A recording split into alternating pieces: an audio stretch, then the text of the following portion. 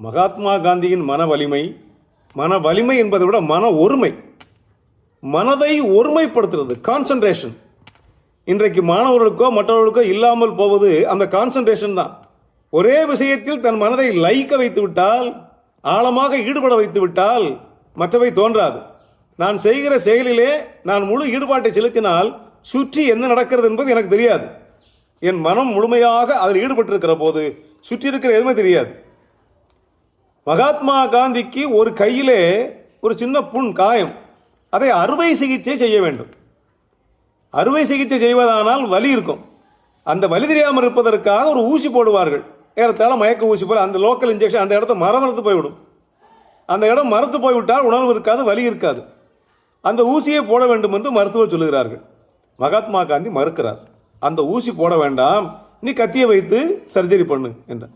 ஐயா, தாங்க முடியாத வேதனை இருக்கும், மயக்கத்துக்கு போய்விடுவீர்கள், துள்ளுவீர்கள், துவண்டு போவீர்கள், குதிப்பீர்கள், ஆடுவீர்கள், கத்துவீர்கள், மிக கடுமையான வலி இருக்கும் என்று சொன்னார்கள். பரவாயில்லை, என்னுடைய இந்த கையிலே தானே காயம், இன்னொரு கையிலே பகவத்கீதை புத்தகத்தை கொடுங்கள் என்றார். பகவத்கீதை புத்தகத்தை நான் படிக்க தொடங்கி 10வது நிமிடம் நீங்கள் அறுவை சிகிச்சையை தொடங்குங்கள் என்றார். இது என்ன புதுமையாக இருக்கிறது?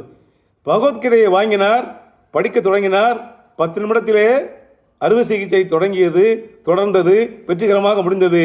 அறுத்த வலியோ, கட்டுப்போட்ட வலியோ, பிதுக்கி இரத்தத்தை எடுத்த வலியோ மகாத்மா காந்தி உணரவில்லை.